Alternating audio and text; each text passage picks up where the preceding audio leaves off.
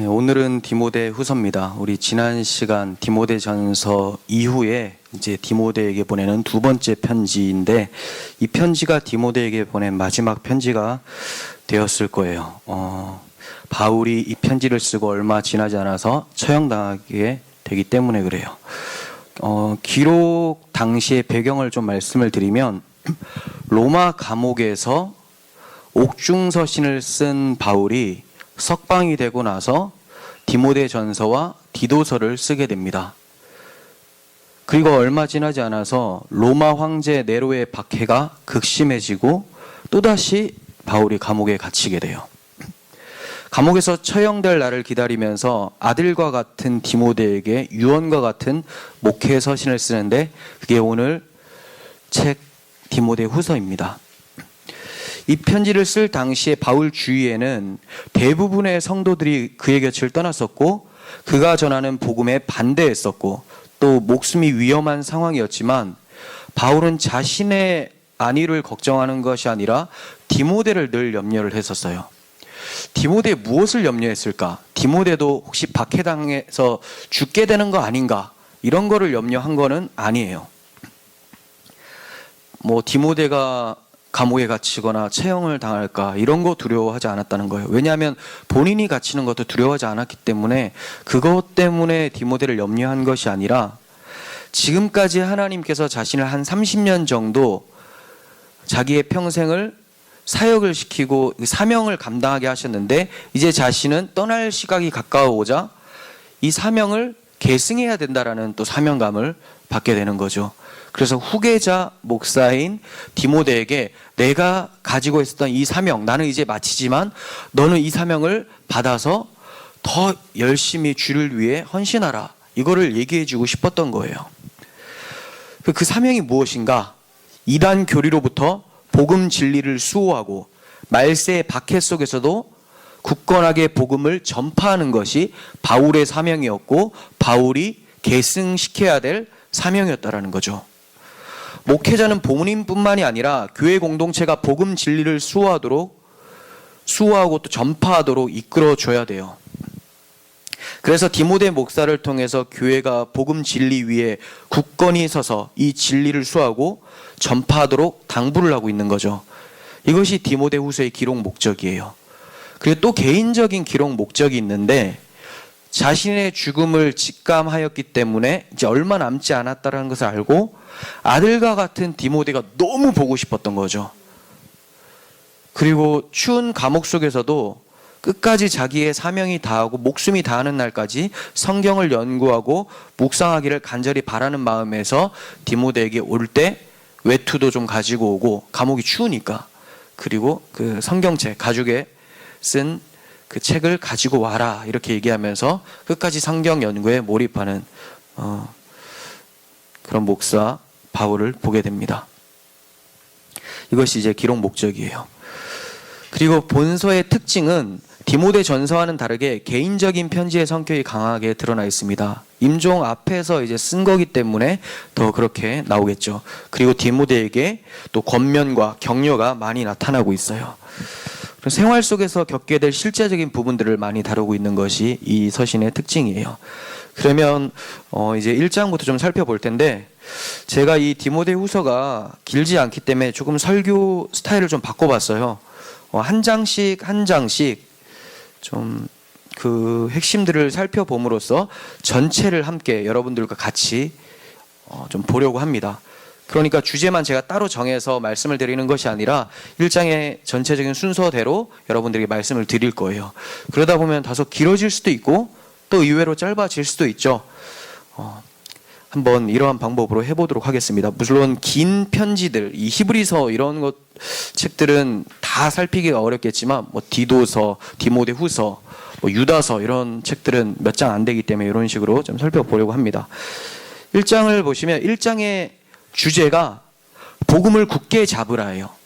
주제부터 말씀드리면, 여러분들 나눠드린 주보 프린트 보시면 1장에 복음을 굳게 잡으라라고 되어 있고, 2장에는 복음을 부탁하라, 복음을 전수하라, 이런 내용이 있어요. 그리고 3장에는 복음을 지키라, 4장에는 복음을 전파하라. 그러면 핵심이 뭐죠? 지금 다 뭐와 관련되어 있습니까? 복음과 관련되어 있죠. 그래서 디모데후서는 정말 복음적인 책이라고 말씀을 드리고 싶어요. 복음의 중요성을 디모데에게 강조하는 거죠. 그렇지 않겠습니까? 여러분들 마지막에 하고 싶은 유언이 뭐겠습니까? 꼭 여러분들이 마지막으로 해야 될 말이 있다면 무엇을 얘기하겠습니까? 저는 예수 그리스도를 얘기할 것 같아요. 어떤 설교 강단에 세워서 당신은 여기서 딱 한 번만 설교할 수 있습니다 라고 한다면 복음을 얘기할 것 같아요. 우리에게 그 복음이 너무나 중요하니까. 바울도 임종 직전에서 가장 중요한, 자기의 가슴에 가장 크게 자리 잡고 있는, 아니 전부로 차지하고 있는 이 복음에 대해서 강조를 하면서 디모데에게 복음을 지키고 붙잡고 전파하고 전해져라, 이렇게 얘기를 하고 있습니다. 자, 1장을 보시면 1장 1절에서 바울이 어떻게 사도가 된 것에 대해서 얘기를 합니다. 하나님의 뜻으로 말미암아 그리스도 예수 안에 있는 생명의 약속대로 그리스도 예수의 사도된 바울은, 이렇게 얘기를 해요. 디모데 전서하고 차이점 혹시 아시는 분 있으세요? 디모데 전서에서는 차이점이 어떻게 드러나죠? 어떻게 사도가 됐어요? 예, 누가 말씀하셨죠? 누구죠? 자기를 드러내지 않는. 자, 명령을 따라. 디모데 전서에서는 명령을 따라라고 했어요. 명령을 따라. 그리스도의 군사니까. 근데 여기에서는 하나님의 뜻을 따라라고 했어요. 네. 그리고 뜻을 따라 뭐를 위해서? 생명의 약속대로 사도가 되었대요. 그러니까 생명의 약속을 전파하기 위해서 그가 부르심을 받았다라고 하면서 자신의 사명에 대해서 1절부터 밝히고 있는 거죠. 생명의 약속이 뭐죠? 우리가 어떻게 생명이 약속되었습니까? 그리스도의 십자가로 인해서 우리의 생명이 이제 약속이 되었죠. 이걸 복음이라고 합니다. 그러니까 이 복음을 가진 자는 살아서나 죽어서나 생명이 약속되어 있다는 것을 아는 자들이죠. 그래서 바울이 감옥에 갇혀 있고 죽을 날이 가까웠을 때에도 자신이 이 생명의 약속을 받은 자기 때문에 두려워하거나 낭망하지 않는 모습을 볼 수가 있어요.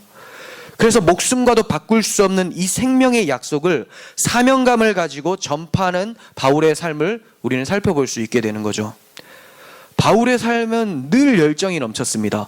어떻게 바울처럼 살 수 있을까? 어떻게 이렇게 열정적으로 살 수 있을까? 우리는 많이 의아해합니다.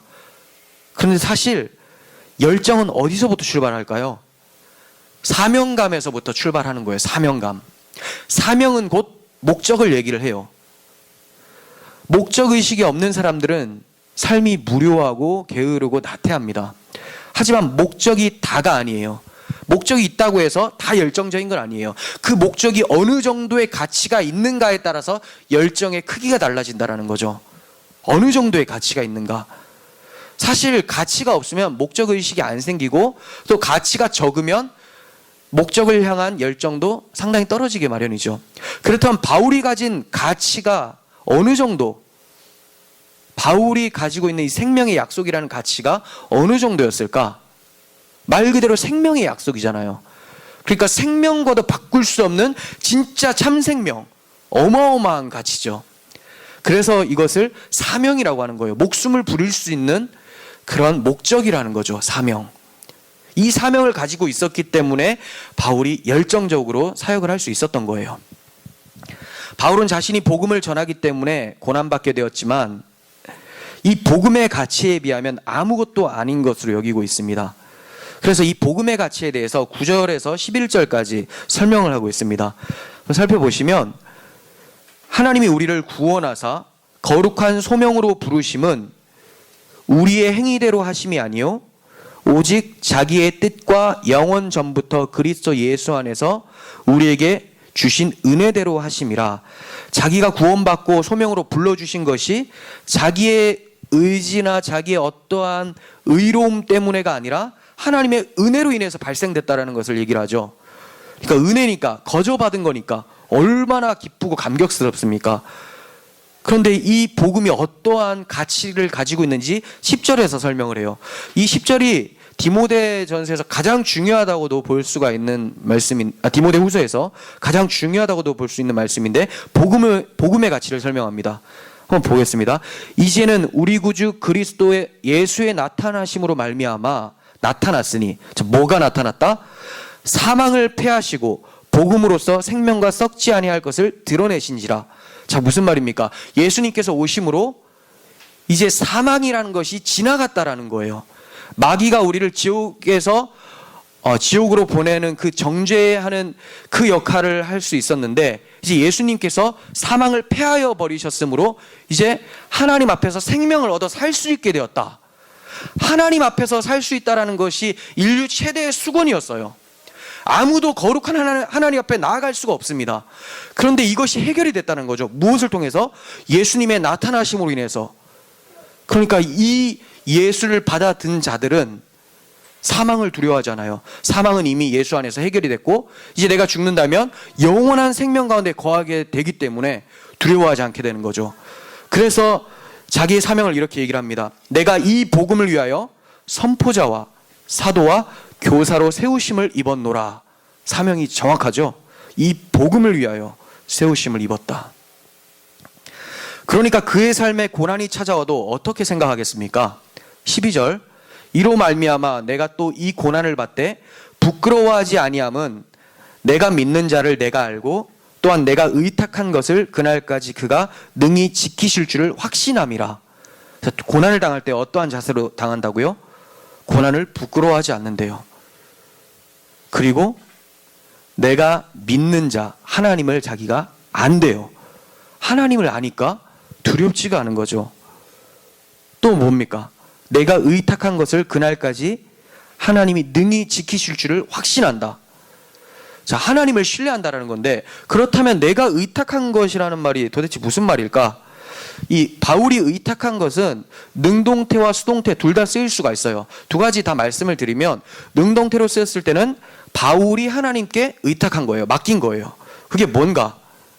예수님께서도 십자가 위에서 내 영혼을 아버지께 부탁하나이다 라고 하죠. 바울도 자신의 영혼을 하나님의 손에 부탁한다라는 개념으로 바울이 하나님께 영혼을 부탁했다. 이렇게 자신의 생명은 하나님께 있습니다. 이렇게 부탁한 거죠. 그리고 수동태로 본다면 하나님께서 바울에게 맡기신 것이 돼요. 그럼 이게 뭘까요? 복음이죠. 생명의 약속이에요. 그럼 이거를 하나님께서 끝까지 지켜주신다라는 말이죠. 결국은 수동태나 능동태나 표현법은 다르지만 결과는 똑같아요. 무슨 말입니까? 영혼을 하나님께서 반드시 지켜주실 것이다 라는 말은 그를 구원하실 것이란 말이고, 복음을, 그가 가진 복음을, 하나님께서 주신 복음을 끝까지 지키게 만드신다라는 것은 그가 복음에서 탈선하지 않고 바른 복음 가지고 영혼의 구원함을 받는다라는 내용이죠. 결국은 같은 거예요. 그래서 하나님께서 그의 영혼을 지키실 거기 때문에, 어떻게? 복음을 확고하게 지킴으로써 그의 영혼을 건지실 거기 때문에 그가 두려워하지 않는다라는 거예요. 여러분, 이러한 하나님에 대한 신뢰, 하나님을 내가 안다라고 얘기할 수 있어야 된다는 거죠. 우리가 어떻게 하나님을 알겠습니까? 우리의 사변적인 생각으로 아는 것이 아니라 성경의 근거대로, 하나님의 약속대로 이분은 신실하시기 때문에 나는 이분이 이렇게 행하실 줄을 확신한다라고 해서 우리가 고난을 받아 두려워하지 않죠. 바울은 하나님을 신뢰하면서 자신이 받은 복음의 가치를 알고 있었기 때문에 고난을 넉넉히 이겨낼 수 있었던 거예요. 그러니까 가치 환산이 끝내야지만 무엇을 행할 수가 있는 거죠. 이게 정말 행할 만한 가치가 있는 것인가? 이 가치는 너무 적어서 내가 행하는 것이 오히려 손해다 라고 하면 안 하는 거고, 가치 환산이 너무 중요합니다. 주님께서도 말씀하셨어요. 제가 본문은 실어드렸지만 다 보지는 않겠습니다. 말씀을 드릴게요. 주님께서 천국에 대해서 비유를 하실 때 밭에 감추인 보화 같다라고 했어요. 여러분, 어떻게 하겠습니까? 밭에 보화가 있어요. 자, 부동산을 하시니까 아시겠지만 땅에 금이 묻어 있는 걸 알아요. 그 땅 사시겠습니까? 어마어마한 금 다 깔려 있어요. 땅 밑에는 그냥 금광석이에요. 완전. 저 어떻게 하면 사야죠. 모든 것을 다 팔아서 산다. 주님이 이렇게 말씀하세요. 자, 그리고 천국은 마치 좋은 진주를 구하는 장사와 같다. 좋은 진주를 구하는 장사가 좋은 진주를 발견하게 되면 모든 것을 다 팔아서도 그걸 사죠. 그리고 누가 망대를 세우려고 해요. 그런데 이 망대를 세울 때 끝까지 내가 이걸 세울 수 있는 돈이 있는가 확인해 보고, 아, 이거 중간에 돈이 모자라면 새우다 마나한 것밖에 안 되잖아요. 그래서 비용 계산이 필요하다라는 걸 얘기를 해요. 자기가 얼마나 가지고 있는지를 계산해보지 않겠냐. 그리고 어떤 임금이 다른 임금과 싸우러 갈 때 자신은 10,000명이 있고 이쪽은 20,000명이 있으면 싸워서 이길 수 있을까를 헤아려 보지 않을까. 당연히 헤아려 보고 싸우거나 화친하거나 결정한다라는 거죠. 이게 무슨 말입니까? 가치를 알게 되면 그 소유를 모두 다 팔아서 그걸 살 수 있다라는 거예요. 천국의 가치가 이렇고 복음의 가치가 이러하기 때문에 이 가치를 알게 된 자들은 사명감을 가지고 목숨까지 내놓을 수 있게 된다는 거죠. 그러니까 디모데후서는 복음을 아는 자들에게 하는 말이에요. 그래서 목회자한테 쓰는 편지잖아요. 목회서신. 복음을 아예 모르면, 이 복음의 가치를 모르면 이 디모데에게 하는 말이 와닿지가 않죠. 왜냐하면 복음의 가치를 모르기 때문에 그 사람은 뭐부터 알아야 되느냐? 로마서로 가서 복음이 무엇인지를 알아야 되고, 지금 디모데처럼 복음을 아는 자들에게는 다시 한번 복음이 어떠한지를 재차 강조하면서 네가 이 복음과 함께 고난을 받아야 된다. 왜냐하면 네가 지금 받는 잠깐의 환난보다 더 중한 하나님의 나라가 우리 가운데 있으니까 담대하게 복음 고난을 받을 수 있는 것이다. 이렇게 권면하는 것이죠. 고난을 견디려면 그럼 어떻게 해야 되는가? 가치 환산이 필요하다는 걸 말씀을 드렸고, 그리고 그 가치 환산을 해서 그 가치 환산이 내 마음속에 깊이 다가오려면 해야 될 일이 있어요. 그걸 바울이 하려고 해요. 6절입니다. 나의 안수함으로 하나님의 은사를 다시 불일 듯 일으키려고 한다. 자, 고난을 이겨내기 위해서 안수를 해야 된다. 이렇게 얘기를 해요. 이거 무슨 말인가? 여러분들, 이 안수해야 된다. 그래서 은사가 불일 듯 일어난다라고 하니까 막 목회자한테 와서 막 머리 들이밀면서 빨리 좀 안수해 주세요. 그럼 내가 무슨 어떤 능력이 나타날 것 같아요. 이렇게 하는데 아무 능력이 안 나타납니다. 그런 분들의 대부분은 안수해 달라고 하는 그 기도 제목이 뭐냐? 내 사업 좀 대박나게 해주세요. 내 아들 좀 어디 잘 가게 해주세요. 장가 잘 가고 대학 잘 가고 이거 해달라고. 그럼 딱 되면 이게 흘러갑니까? 안수가 어떠한 능력이 밑으로 쑥 전달되는 이런 걸 말하는 게 아니에요. 손에 장풍 나가는 것도 아니고 이게, 근데 이걸 그런 식으로 이해를 해서 좀 더 영권인 영빨이라고 굉장히 안 좋은 용어를 일부러 쓰는 거예요. 제가 비하하는 겁니다. 영빨이 있는 사람이 조금 덜 영빨 있는 사람한테 줘가지고 이제 영권, 물권, 인권이 막 폭발적으로 성장하는 이런 걸로 생각을 하는데 그게 아니라는 거죠. 그럼 안수하면 도대체 무엇인가? 무엇이길래 바울이 안수를 하려고 하는 건가? 안수는 어떨 때 했습니까?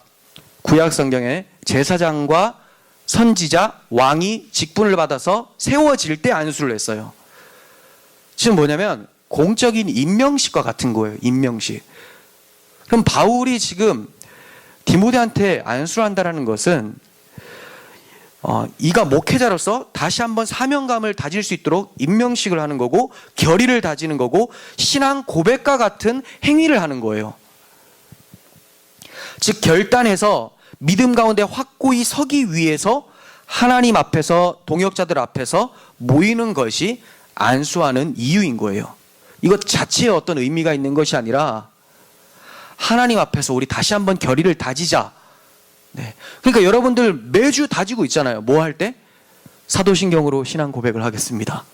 그러니까 이걸 주문처럼 뭐 한 전능하사 천지를 만드신 이런 게 아니라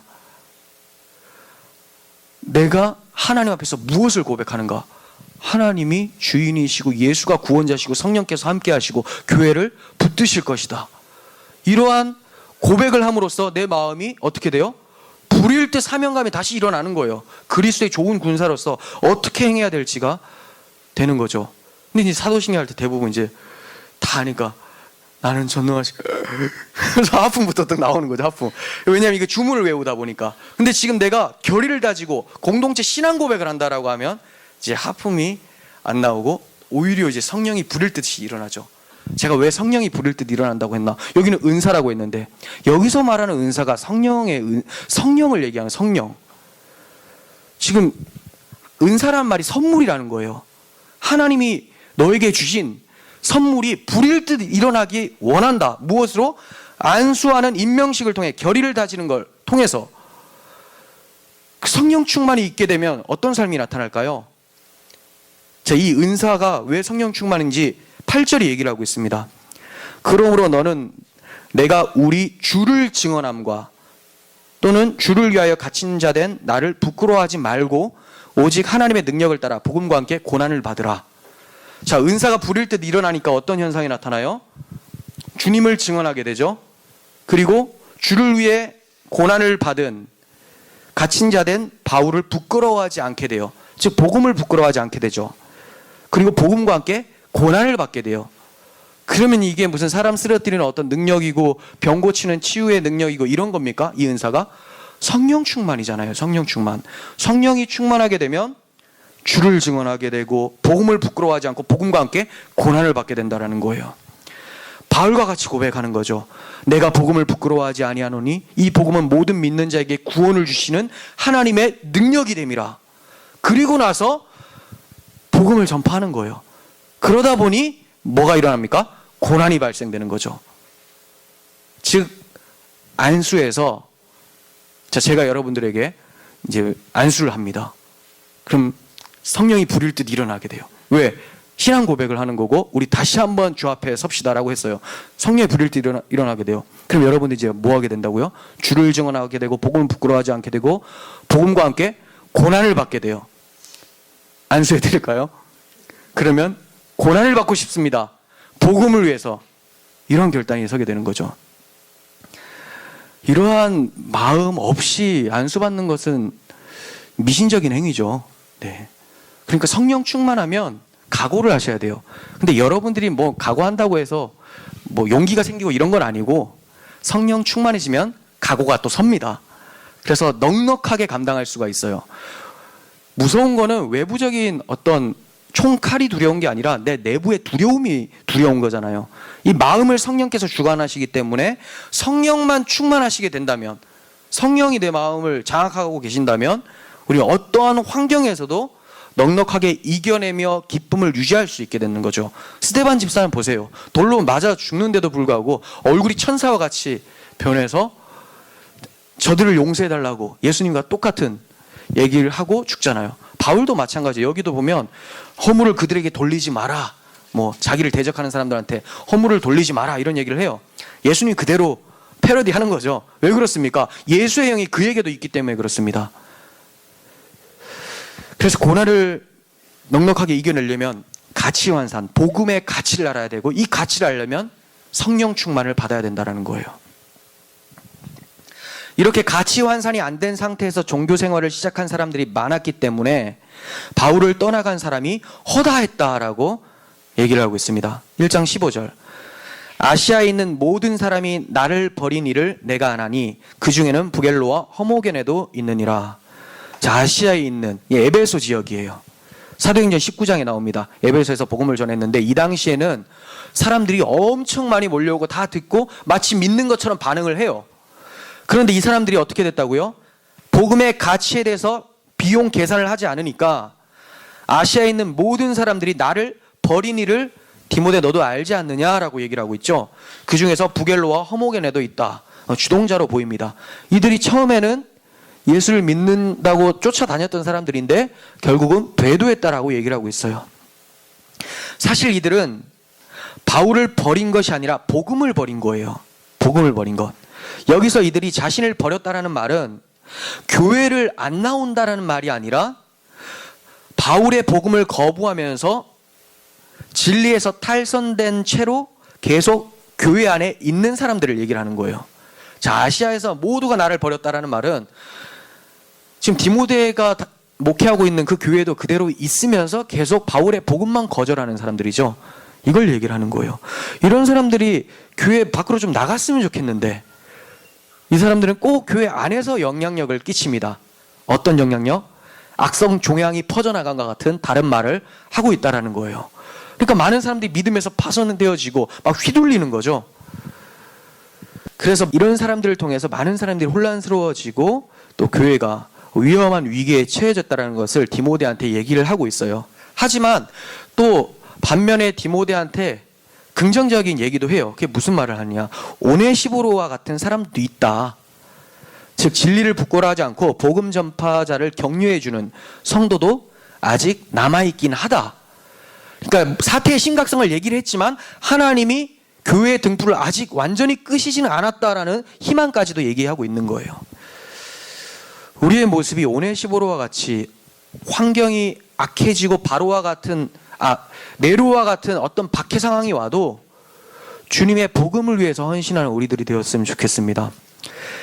세상은 점점 악해져 가요. 배도자들이 속출합니다. 근데 그 배도자들은 또 교회 안에 있어요. 그러니까 대놓고 배도한 건 아니에요. 다른 복음을 전함으로써 결국 진리를 부인한 자들은 교회 안에 있습니다. 그래서 디모데 후서에서는 이런 단어가 자주 등장을 해요. 너는이라는 단어가 자주 등장을 하고, 이 너는은 누굴까요? 디모데죠. 그들은이라는 단어도 자주 등장합니다. 그들은 누굴까? 이 허모게네와 부겔로와 같은 배도자들, 다른 복음을 가진 이단자들을 얘기를 하는 거예요. 이런 대조적인 표현이 많이 나오는 이유가 그만큼 믿음에서 파선하는 자들이 많기 때문에 그래요. 그래서 바울은 목회자 디모데에게 점점 시대가 흘러갈수록 악해지니까 나 때보다는 네가 살아갈 때 더 악해지니까 복음을 굳게 잡으라, 이렇게 당부를 하고 있는 거예요. 굳게 잡으려면 가치 환산이 필요하고 성령의 충만이 필요하다. 이걸 기억하셨으면 좋겠습니다. 그러면서 2장으로 넘어가는데 바울은 앞서 배도자들의 사례를 언급을 했으니까 이제 디모데에게 그리스도 예수 안에 있는 은혜 가운데서 강해져라, 이렇게 얘기를 해요. 자, 너 앞으로 배도자들이 이렇게 계속 나오는데 너 때는 더 심해질 거야. 그러니까 너 강해야 돼.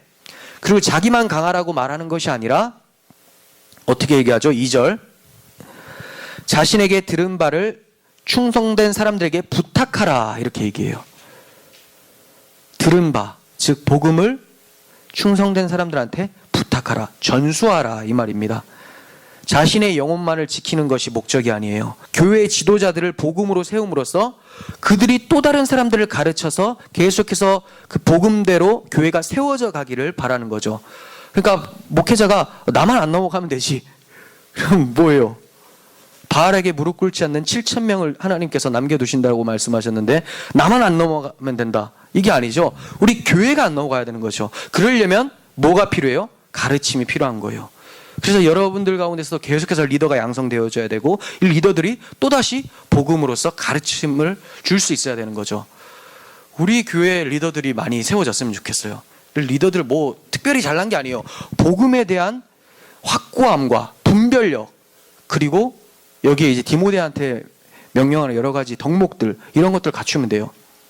대단한 것들이 많네요. 대단한 것들 맞습니다. 그래서 힘듭니다. 그렇지만 포기하지 말고 계속 성장해야죠. 그리스의 장성한 분량이 충만한 데까지 이룰 수 있도록 교회는 계속해서 가르치고 성장 받아야 되는 거예요. 자, 이렇게 리더들을 세우라고 하고 복음을 가르치라고 얘기한 후에 전도자가 또 복음을 전파하는 사람들이 고난을 받아야 된다는 것을 얘기하면서 고난을 받는 이유가 무엇인지를 설명하고 있습니다. 고난을 받는 이유가 뭔가 3가지 비유로 얘기를 하는데, 복음 전도자는 병사와 같대요. 병사는 어떻습니까? 이 사령관을 위해서 충성을 다하죠. 자기의 사생활이 없어요. 군대 가면 내가 일어나고 싶을 때 일어납니까? 깨우면 일어나는 거예요. 그냥 일어나라고 하면 일어나는 거고, 자라고 하면 빨리 자야 돼요. 안 자도 그것도 영창이죠. 그래서 새벽에 막 TV 틀고 이러면 그 바로 영창 갑니다. 그러니까 잘 때 자고 일어날 때 일어난다, 무슨 말이에요? 지휘 체계 아래 다 움직인다라는 거예요. 누구를 위해서? 사령관을 기쁘게 하기 위해서, 나라를 기쁘게 하기 위해서죠. 자기를 부른 그 주인을 위해서. 그래서 병사와 같기 때문에 삶 속에 고난이 따라와요. 내 것을 포기해야 되니까. 그리고 경기하는 자와 같대요. 경주자와 같다라고 표현을 할게요. 경주를 해요. 마라톤 달리기를 합니다. 자, 뭐대로 합니까? 법대로 경기하죠. 갑자기 이 코스대로 안 가고 엉뚱하게 이제 나는 저 지름길이 있으니까 저 산으로 가겠다 해서 넘어가요. 그럼 도착은 먼저 했지만 결국은 불법 때문에 그런 상을 받지 못하게 되죠. 자, 말씀대로 하나님의 복음 진리대로 사역하고 전파하고 살기 때문에 고난이 찾아오는 거예요. 어려워요. 그런데 그 편법 쓰는 사람들도 있습니다. 뭐 대충 이상한 다른 복음 전하면서 말씀의 진리대로 하지 않고 자기 뜻대로 막 사변을 가지고 막 하는 사람들, 이런 사람들 주님이 말씀하시죠. 불법을 행하는 자들아 내게서 떠나가라. 내가 너를 도무지 알지 못한다. 경계하는 사람들은 법대로 하는 자들, 하나님의 법대로 하는 사람들이에요. 그리고 왜 고난을 받습니까? 농부 같아서 고난 받는데요. 농부가 왜 고난을 받느냐? 농부가 열심히 수고를 하죠. 그 이유가 뭐냐? 수고한 만큼 곡식을 받기 때문에, 열매를 받기 때문에. 그래서 우리도 왜 고난을 받는가? 이 고난 받은 만큼 주를 위해 동참한 상급이 주어지는 거죠. 주님께서 주시는 복음의 감격함이 우리 마음 가운데 찾아오게 돼요. 그래서 고난이 발생하게 되는 것이죠. 그렇다면 이 고난을 어떻게 이길 수 있을까요? 네, 고난이 이렇게 발생되는데 어떻게 이길 수 있을까? 자, 이 최고의 해결책을 설명합니다. 8절. 죽은 자 가운데서 다시 살아나신 그리스도를 기억하라. 죽은 자 가운데서 다시 살아나신 그리스도를 기억하라. 여러분, 이게 여러분들의 위로가 되고 능력이 됩니까? 고난을 받다가 최악의 상황은 뭐예요? 죽는 거잖아요. 죽는 건데 이게 왜 위로가 되느냐? 주님이 죽은 가운데 부활하셨다라는 거예요. 즉 너도 주와 함께 죽으면 주와 함께 부활될 것이고 주를 위해 참으면 주와 함께 왕노릇하게 될 것이다. 주는 미쁘시니 우리는 믿음직스럽지 못할지라도 주님은 신뢰할 만하신 분이기 때문에 내가 고난받는 것을 두려워하지 않는다. 내가 주와 함께 죽으면 영원히 주와 함께 살리라 라고 얘기를 하게 되는 거예요. 주님께서도 말씀하세요. 나를 믿는 자는 죽어도 살겠고. 무슨 말입니까? 영생이 확실하게 보장이 되어 있는 거예요. 그걸 어떻게 증명하셨습니까? 자신이 십자가에서 죽으셨지만 하나님께서 살리심으로 증명해내신 거예요. 주님은 살았는데 나는 살지 않는다. 주를 믿었는데도 살지 않는다. 문제가 있죠. 말이 안 돼요. 주님을 믿었으면 주님과 같은 영으로 연합이 되어버렸는데 주님은 부활이 됐는데 나는 어떻게 부활이 안 될까? 여기에 대해서 오히려 의아해야 되죠. 주님의 말씀이 확실하기 때문에 우리는 고난이 찾아와도 죽음을 두려워하지 않아요. 죽음 가운데 있는 영생을 보게 되기 때문에 그렇습니다. 그리고 나서 목회자들에게 이렇게 얘기를 합니다. 진리를 옳게 분별하라 이렇게 얘기합니다. 왜 진리를 옳게 분별하라고 하느냐? 지금 다 사람들이 휘청휘청거리고 배도하고 이런 이유가 뭐냐? 분별력이 없어서 그래요.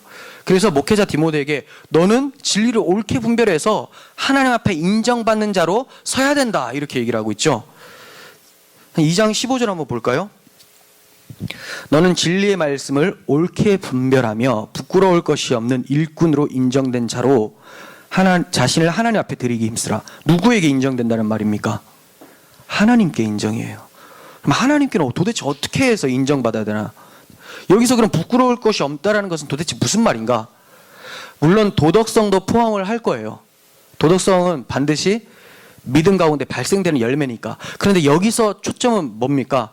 진리의 말씀을 옳게 분별해서 부끄러울 것이 없어야 된다는 거예요. 우리의 도덕성은 항상 부끄럽죠. 그러니까 뭐에 대해서 부끄러울 것이 없냐? 진리에 대해서 정확한 진리를 알고 그걸 가지고 지키고 전파하라. 그래야지 하나님이 부끄럽게 여기지 않는다라고 말씀하고 있는 거예요. 네, 그래서 목회자들은 늘 진리의 말씀에 이게 그러한가 아닌가를 분별하면서 연구를 해야 되는 사명을 가지고 있는 것이죠. 목회자뿐만이 아니라 여러분들도 그렇습니다. 뭐 목사님이 알아서 해주겠지. 자기 영혼을 목사님한테 맡기는 거죠. 그런 게 아니에요. 목사가 이제 하나님께서 주신 또 은사대로 여기에 쓰임을 받지만 여러분들도 여러분들의 은혜를 계속 찾아 구해야 되는 거죠. 말씀을 통해서. 그러면서 이제 이런 비유를 합니다. 진리를 옳게 분별하라고 해놓고 비유를 하는데 큰 집에는 이렇게 얘기해요. 20절이죠. 큰 집에는, 이 큰 집이 뭐냐? 하나님의 교회가 큰 집이에요. 금그릇과 은그릇뿐만이 아니라 나무그릇과 질그릇도 있어. 귀하게 쓰는 것도 있고 천하게 쓰는 것도 있다. 자, 이 말은 이런 거 보니까 나는 귀한 그릇 같고 너는 천한 그릇 같다. 이렇게 대입하면 안 되죠. 여기에 하나님께서 무슨 귀하게 쓸 그릇을 작정하셨고 천하게 쓸 그릇을 작정하셨다라는 데 초점을 두는 것이 아니라 뒤에 뭐라고 해요? 21절. 그러므로 누구든지 이런 것에서 자기를 깨끗하게 하면 귀히 쓰는 그릇이 되어 거룩하고 주인의 쓰임에 합당하며 모든 선한 일에 준비함이 되리라. 자신을 귀하게 쓸 그릇으로 만들라고 얘기를 하고 있죠. 거기에 초점이 있는 거예요. 하나님은 다 귀히 쓰도록 부르셨어요.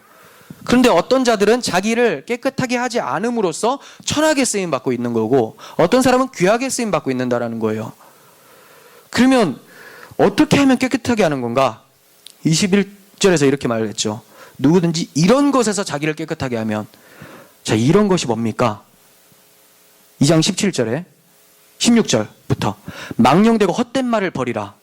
그들은 경건하지 아니하며 점점 나아가나니 그들의 말은 악성 종양이 퍼져남과 같은데 그 중에서 후메네오와 빌레도도 있더라. 진리에 관하여는 그들이 그릇되었다. 부활이 이미 지나갔다 하므로 어떤 사람들의 믿음을 무너뜨리느니라. 자, 영지주의자들, 다른 복음, 이단 사상, 이런 악성 종양과 같은 다른 말로부터 자기를 깨끗하게 하라는 거예요. 그러니까 복음을 잘 분별하고 진리 가운데 거하라는 말이죠. 그렇게 하면 하나님이 예수 그리스도의 생명을 거기에 넣으시고 사명을 주셔서 사용하신다라는 거예요. 사실 우리 모두가 다 질그릇이잖아요. 사실 괜찮은 모습이 하나도 없어요. 근데 여기서는 금그릇, 은그릇 막 이렇게 얘기를 해요. 이거 무슨 말입니까? 원래 우리의 모습은 다 질그릇인데 고린도후서 4장에서는 예수 그리스도라는 이 보배를 우리 질그릇에 담았으니 라고 합니다. 그러면 담았으면 그가 은그릇, 금그릇과 같이 귀하게 쓰이는 그릇이 되는 것이죠. 그릇 자체의 의미가 있는 것이 아니라 보배를 담았기 때문에, 즉 이 그릇에 보배를 담는데 더러운 거 막 묻어있으면 안 되겠죠. 그래서 바르게 분별하고 하나님께서 그 예수라는 복음을 거기에 담아서 귀하게 쓰신다라는 거예요. 근데 천하게 쓰이는 사람들은 누구냐? 복음을 제대로 분별하지 못하고 다른 것에 기웃기웃거리다가 악하게 쓰이다가 그냥 가는 거죠. 그래서 우리 자신을 살펴보면서 귀한 그릇으로 쓰임받기를 바라면서 복음을 분별해라. 이렇게 말씀을 분별해라. 이렇게 얘기를 하고 있는 거예요.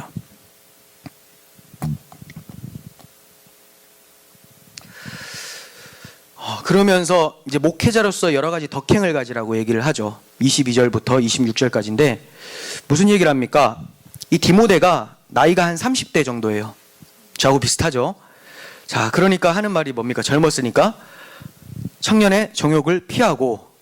자, 여기서 정욕은 흔히 청년들은 이제 성욕이 막 부릴 듯 일어나잖아요. 근데 이것만을 얘기를 하는 거 아니에요. 그것도 조심해야 되지만 정욕이라는 것 자체가 청년의 혈기를 얘기해요. 그러니까 뿔뚝뿔뚝 튀어나오는 그 뿔뚝 성질. 그러다 보니까 디모데도 한 성질을 했었던 것 같아요. 그래서 바울이 염려가 돼서 청년의 정욕을 피하라. 왜요? 디모데가 수시로 다른 복음 가진 자들이 오면 논쟁을 좀 했었던 것으로 보여져요. 그거 아니야 하면서 막 싸웠던 것 같아요. 근데 다른 복음을 변호하는 건 맞지만 논쟁인 논쟁을 낳고 이제 뭐 때문에 변호하는지도 잊어버리고 결과가 이상해질 때가 있어요. 서로 다툼만 나고 싸우고 하나도 남는 거 없이 그냥 기분만 나빠지는 이런 상황.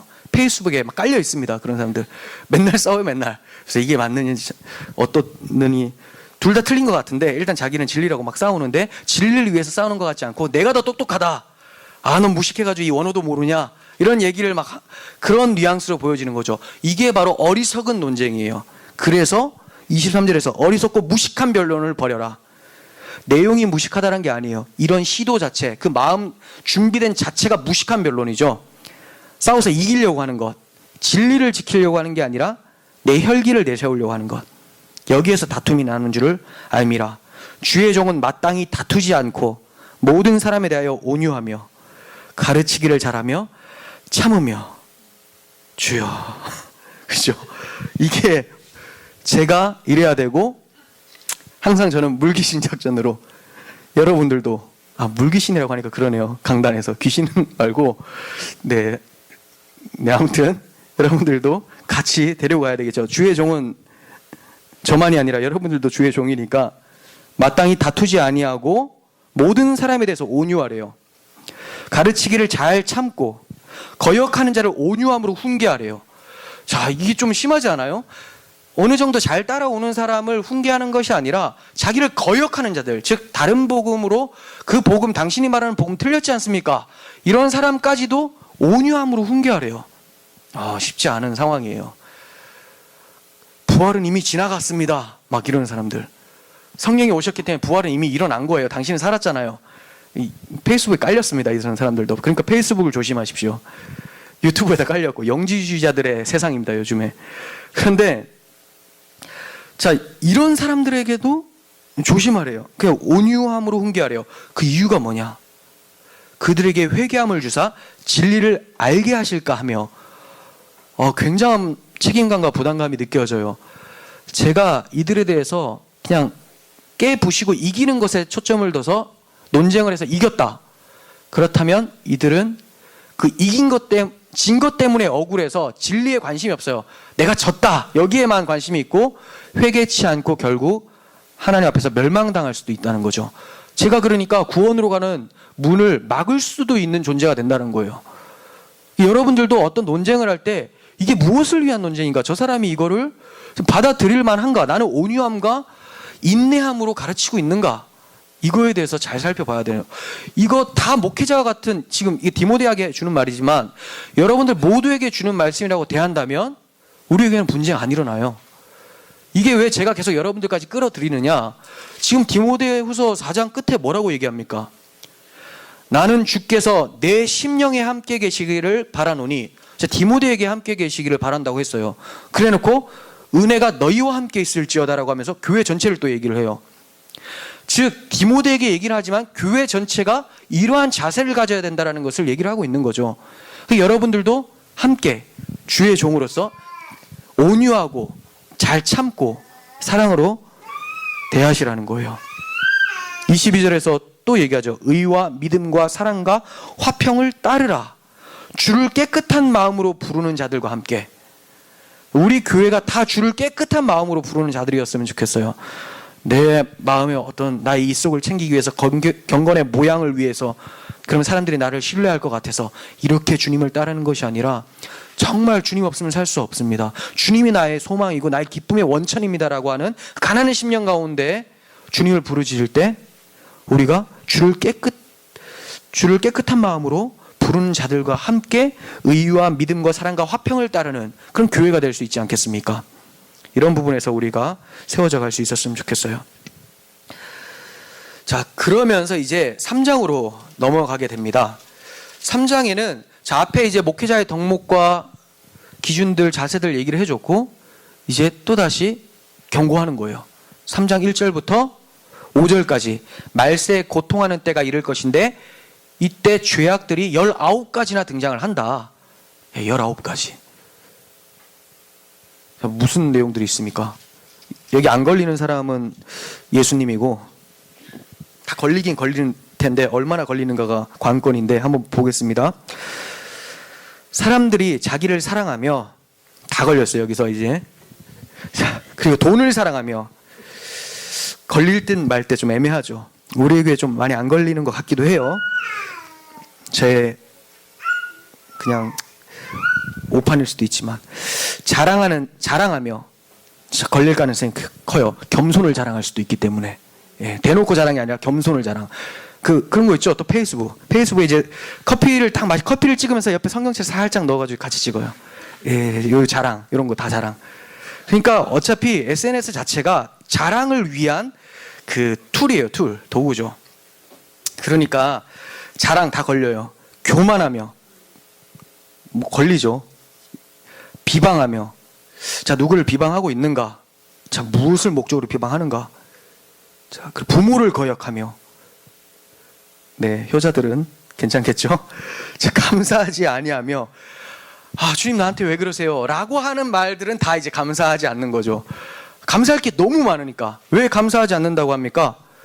그냥 존재 자체에 감사한 거예요. 지금 태어나고 주님을 바라볼 수 있게 된 것 자체가 감사한데, 그렇지 않은 부분들, 거룩하지 아니하며, 네, 마음에 거룩한 열망도 없어요. 무정하며 정도 없고, 쿨한 게 아닙니다. 좀 찔리네요. 무정. 원통함을 풀지 아니하며. 뭔가 좀 잘못했는데 이제 시간이 지나고 주님께서 용서하라고 했으면 용서를 해야 되는데 원통함이 풀리지가 않아. 저 인간은 언젠간 멸망당할 거야. 주님께서 갚아주실 거야. 이 원통함. 그리고 모함하며. 없는 말 막 지어내죠. 절제하지 못해요. 아무리 좋은 거라도 너무 과해요. 사나우며 선한 것을 좋아하지 아니하며 배신하며 조급하며 자만하며 쾌락 사랑하기를 하나님 사랑하는 것보다 더하며. 저 어마어마하게 많이 나왔어요. 웬만하면 다 걸리는 것 같은데, 자, 여기서 왜 이런 일들이 벌어지고 말세될수록 이게 더 많이 나타나는가? 앞뒤 싸고 있는 표현을 보면 돼요. 처음에 뭘로 시작합니까? 자기를 사랑하고, 그리고 마지막에는 쾌락 사랑하기를 하나님 사랑하는 것보다 더하며. 즉 사랑이 문제라는 거예요. 무슨 사랑? 사랑의 방향성이 문제라는 거예요. 무엇을 사랑하느냐? 주를 사랑하느냐?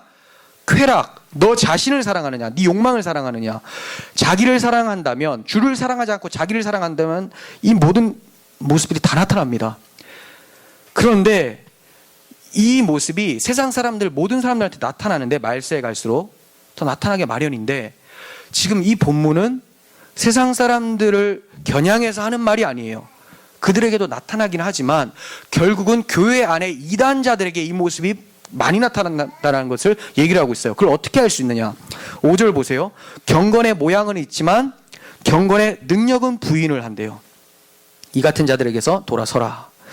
경건의 모양은 있어요. 거룩한 척 다 하죠. 입으로는 막 주여 주여 외치고 말씀도 막 달달 외웁니다. 물론 전하는 것은 가짜를 전하지만. 그리고 삶은 개판이에요.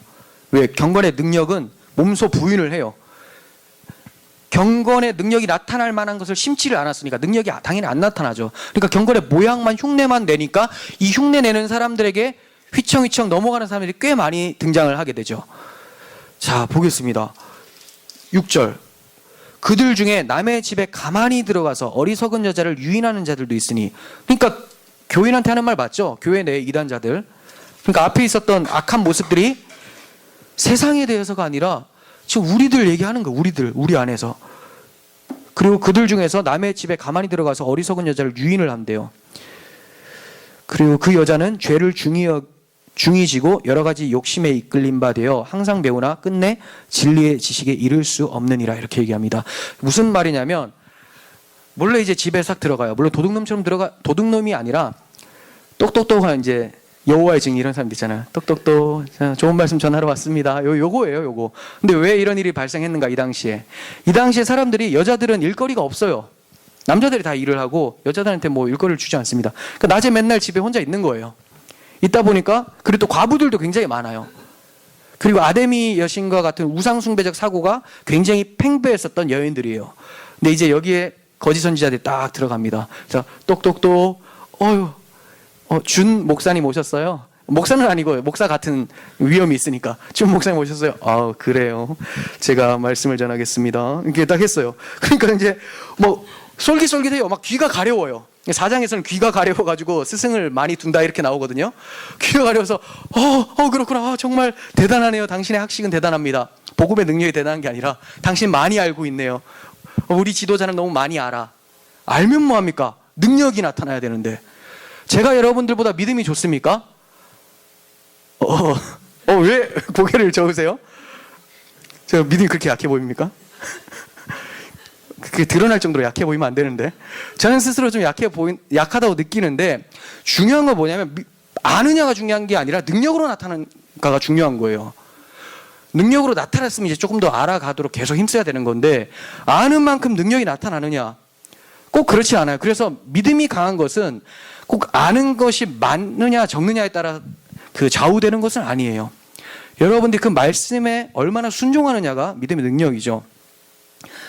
그런데 이런 사람들은 이제 말씀만 많이 알고 왔어요. 달달 외우니까 이 여자가 어리석어가지고 혹해가지고 따라갑니다. 그랬더니 어떻게 되죠? 막 정욕에 이끌려서 막 죄책감 받고 별로 삶이 나아지지도 않아요. 왜냐하면 바른 지식을 전하지 않으니까 경건의 능력을 부인하는 사람이 전하니까 경건의 능력이 듣는 자도 안 나타나는 거죠. 그러니까 항상 배우지만 끝내 진리의 지식에 이를 수도 없어요. 이 여자들의 특징이 항상 또 배우려고 해요. 항상 배우려고 하는데, 그래서 신천지 이런 데 잘 빠지는 사람들이 항상 배우려고 하는데, 문제는 뭐냐? 배우려고 하는 게 문제가 있는 것이 아니라 왜 배우려고 하는가가 문제가 있는 거예요. 이 사람들의 특징이. 빠지는 사람들은 특징이 있어요. 지식의 그 쾌락을 추구를 하는 거예요. 지식의 쾌락. 지적 허영심. 야, 이거 알면 내가 뭔가 달라 보여. 그러니까 뭐 알아갈수록 좋은 거예요. 귀가 가려워서 사욕을 따를 스승을 많이 둔다. 4장 3절에 나오는데, 이 귀가 왜 간지럽습니까? 새로운 것을 늘 듣고 싶어가지고 간질간질해요. 뭐 새로운 말씀 올라온 거 없나? 이렇게. 이 말씀대로 살아가야 되겠다가 아니라 요번에 어떻게 해석을 하는가 이런 거.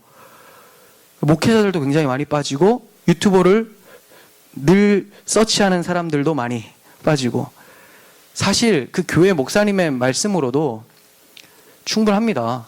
물론 그 말씀 좋을 때 그렇긴 한데, 그 말씀도 해결이 다 안 되는데 계속 알아는 가요. 그 알면서 삶을 안 따라가니까 하는 말이 역시 인간은 안 돼, 이런 얘기만 해요. 그래서 나는 못하니까, 어차피 우리는 연약하니까, 이런 얘기를 늘 달고 살아요. 연약한 거 맞죠? 근데 정말 하고자 하는 마음도 있었느냐? 주를 위해 순종하고 복종할 마음이 있었느냐? 그것조차도 없었으면서 경건의 모양만 계속 갖춰요. 그러다 보니까 이 도덕적 타락과 죄책감과 그 허영심으로 인해서 결국은 진리의 지식에 이를 수 없고 자책하는 모습 나타나게 됩니다. 그러니까 반면에 이 경건의 모양만 있는 자들이 아니라 경건의 능력까지 나타나는 바른 복음을 가진 사람들이 경건하게 살고자 할 때는 어떤 현상이 나타날까요? 12절 보세요. 3장 12절. 박해를 받는데요. 박해.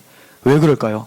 경건의 모양이 있는 사람들이, 모양만 있는 사람들이 능력이 나타나는 사람이 얼마나 짜증이 날까요? 아, 저놈만 없으면 이 능력이 안 나타나는 것이 마치 합리화가 될 텐데, 나는 연약하니까 라는 말이 좀 성립이 될 텐데, 저 인간, 저 바울을 보니까 너무 예수님처럼 사는 거예요. 아, 저 진짜 저놈만 처단을 하면 능력은 부인하면서 경건의 모양만 잘 나타낼 수 있을 텐데, 그래서 바울이 계속 공격당하는 거예요. 제가 지금 삶을 강조를 하고 있는 게 아니에요.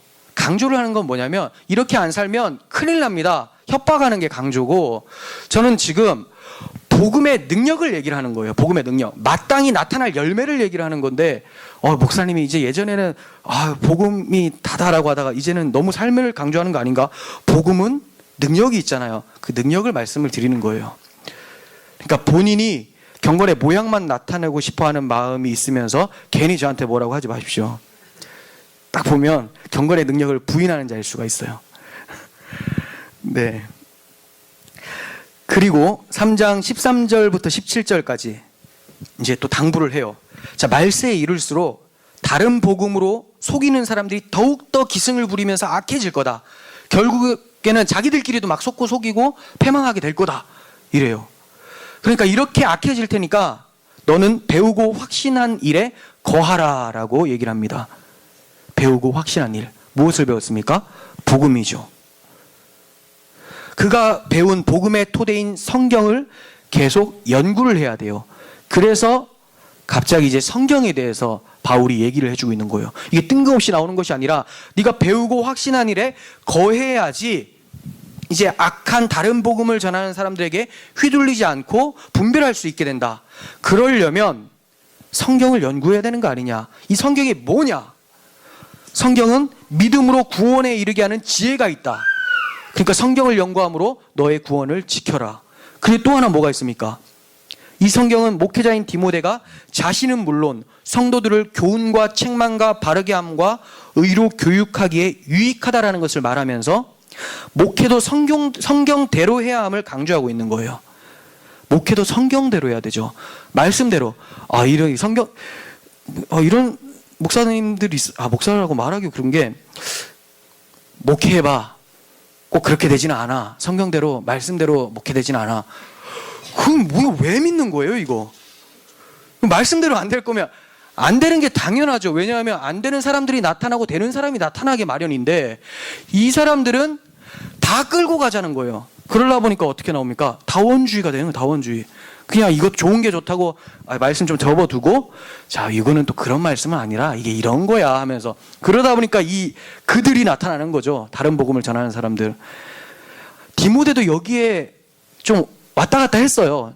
제가 볼 때는 조금 흔들렸던 게 보여져요. 왜냐하면 1장에서 너 내가 갇혀 있는 거 부끄러워하지 말라, 복음을 부끄러워하지 말라, 이 얘기를 몇 차례 얘기를 하거든요. 그런 걸 보면 바울이 이제 디모데를 봤는데 얘가 지금 믿음이 좋고 착한 양심에 믿음을 잘 지키고 있지만 얘도 흔들리고 있구나, 내가 당부해 줘야지. 그러니까 얼마나 자기가 죽기 전에 염려가 되겠습니까? 유언을 하는 거예요. 너 흔들리면 안 된다. 복음, 진리 바르게 분별하고 바르게 가르치고 바르게 전수해야 된다. 바르게 전파하라. 이게 디모데후서의 내용이잖아요. 그러면서 이제 4장으로 넘어갑니다. 네, 잘 살펴보고 계시죠? 4장으로 이제 넘어가면서 혼란의 때가 이를 것이라고 얘기를 해요. 그러니까 혼란의 때가 이르기 전에 이를 테니까 계속해서 말씀을 전파하고 오래 참고 가르쳐라. 왜요? 그 때가 이를 것이기 때문에. 그때는 어떤 때입니까?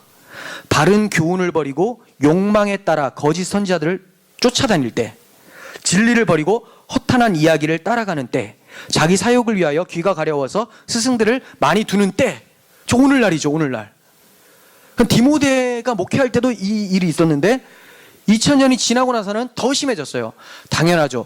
아까 말했잖아요. 말세가 이를수록 고통하는 때가 이를 텐데, 그 이유가 뭐냐? 자기 사랑을 하다 보니까, 하나님 사랑 아니라 자기 사랑하다 보니까 개선되는 건 하나도 없고 점점 세상은 악해져 가는 거예요. 그러니까 오늘날에 이러한 모습이 너무 많아졌죠. 때가 이른 게 맞아요. 바른 교훈을 버리고 욕망을 따라 거짓 선생들을 쫓아다닙니다.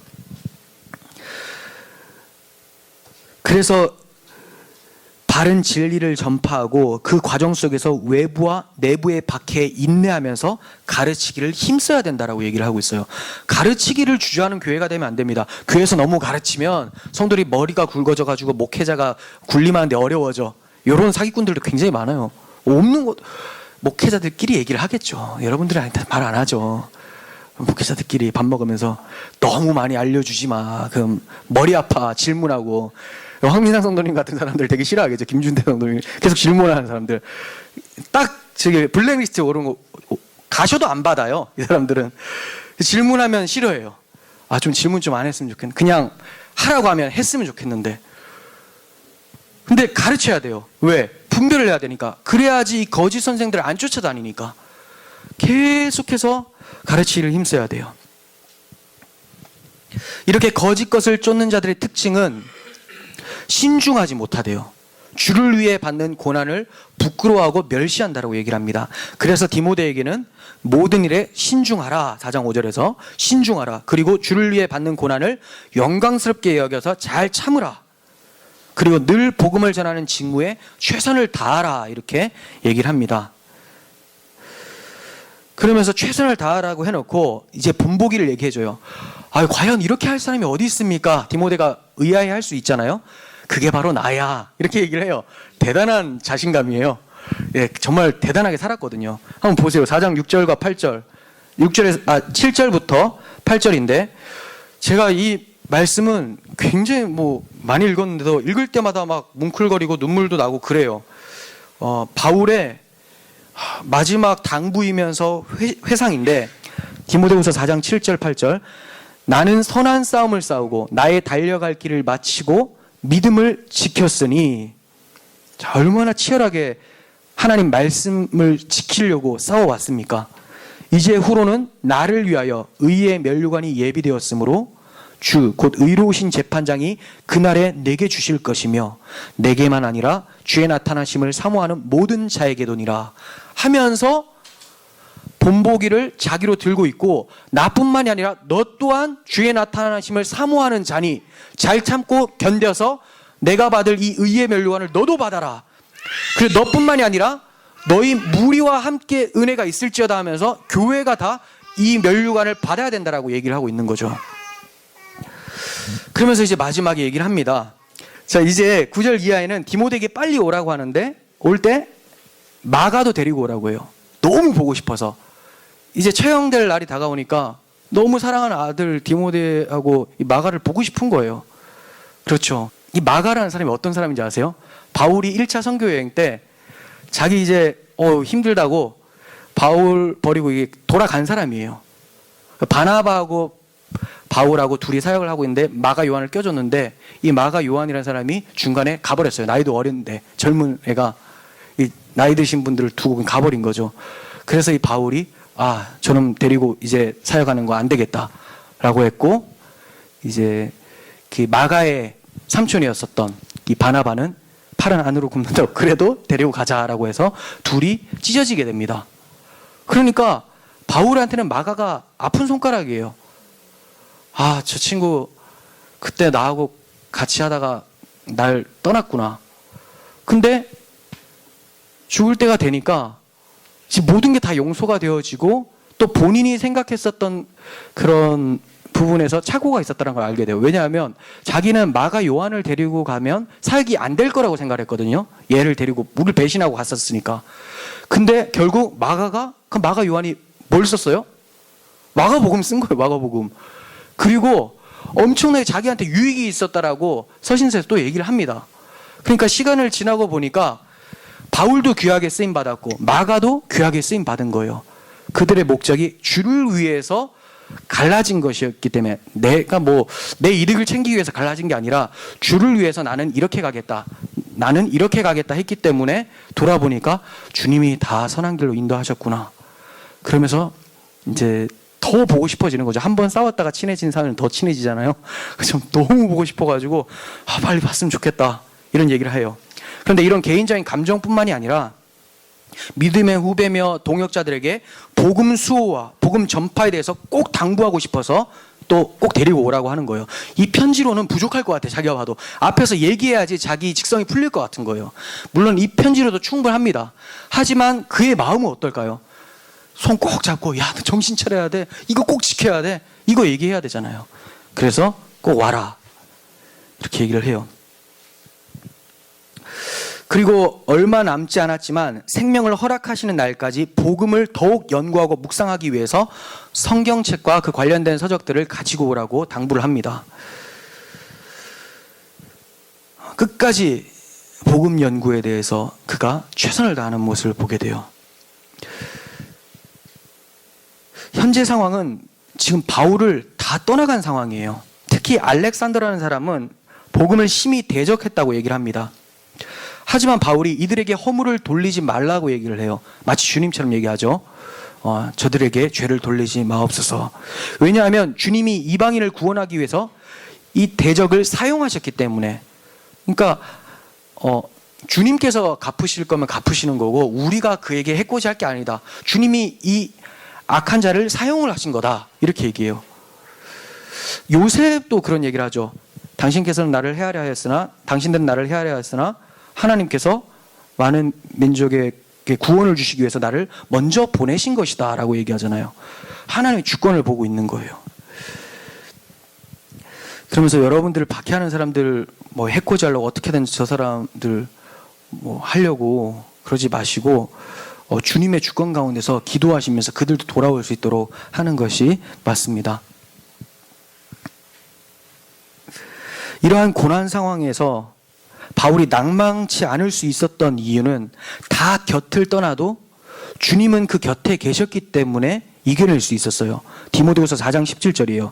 주께서 내 곁에 서서 나에게 힘을 주심은 나로 말미암아 선포된 말씀이 온전히 전파되어 모든 이방인이 듣게 하려 하심이니 내가 사자의 입에서 건짐을 받았느니라 이렇게 얘기를 하죠. 주께서 내 곁에 서서 나에게 힘을 주셨다. 우리가 고난 중에 나 혼자라고 생각하면 정말 힘 빠져요. 근데 너무 다행인 게 주님이 우리를 떠나지 않으세요. 십자가에서 자기 피값으로 우리를 사셨기 때문에 절대로 떠나지 않습니다. 그러니까 여러분들이 어디에 정말 IS 같은 데 끌려가지고 혼자 계신다 하더라도 거기는 혼자가 아니라는 것을 생각하셔야 돼요. IS라고 하니까 너무 멀리 느껴지십니까? 이슬람 세력들도 우리나라에 엄청 들어와 있잖아요. 머지않아 박해가 일어날 수 있어요. 그럴 때 우리는 나와 함께 계신 성령님, 주님이 나에게 힘을 주시고 계신다라는 사실을 기억할 때 위로가 되고 이겨낼 수 있는 거예요. 그리고 이제 바울은 4장 18절에서 주님이 악한 일에서 건져주시고 구원하실 것을 말씀합니다. 18절 보세요. 주께서 나를 모든 악한 일에서 건져내시고 또 그의 천국에 들어가도록 구원하시리니 그에게 영광이 세세 무궁토록 있을지어다. 아멘. 네, 모든 악한 일에서 건져내시고 구원해 주실 것이다. 그럼 모든 악한 일이 뭘까요? 네로에게 박해를 당해서 사자굴에 던져지는 거, 이거에 대해서 건져진다라고 생각하는 걸까? 결국 이거죠. 주님이 나 절대 죽도록 내버려 두지 않을 것이다. 이거 지금 확신하는 건가? 아니잖아요. 나의 달려갈 길을 마치고 믿음을 지켰다. 나의 떠날 시각이 가까이 왔다라고 하는 마당에 여기서 다시 주님께서 이 악한 일, 나의 생명을 건져주실 것이다. 이거 얘기하는 게 아니라는 거예요. 여기서 악한 일은 뭐냐? 아까 말했던 이런 일에서 너희는 자신을 깨끗하게 하라라고 하죠. 다른 복음, 진리를 회파하는 이 악한 일에서 우리 신앙을 지킬 수 있도록 건져주신다라는 거예요. 그러니까 결국 우리가 1장 12절에서 살펴봤었던 내가 의탁한 것, 주님께서 나에게 맡기신 것, 이 복음, 이거를 그날까지 반드시 지키실 줄을 내가 확신한다라고 한 것처럼 주님이 내가 가진 이 복음이 훼손되지 않고 진리 가운데서 구원받도록 이끄실 것이라는 확신이 있다는 거죠. 그가 이렇게 확신하는 이유는 주와 함께 죽으면 주와 함께 산다는 연합 교리에 확고했기 때문에 자기가 고난을 받아 죽더라도 이 복음 진리는 사라지지 않을 것이다라는 확신이 있어요. 그래서 두려워하지 않는 거예요. 디모데후서 2장 11절 13절 읽겠습니다. 미쁘다 이 말이요 우리가 주와 함께 죽었으면 또한 함께 살 것이요 참으면 또한 함께 왕노릇할 것이요 우리가 주를 부인하면 주도 우리를 부인하실 것이라. 우리는 미쁨이 없을지라도 주는 항상 미쁘시니 자기를 부인하실 수 없으시리라. 아멘.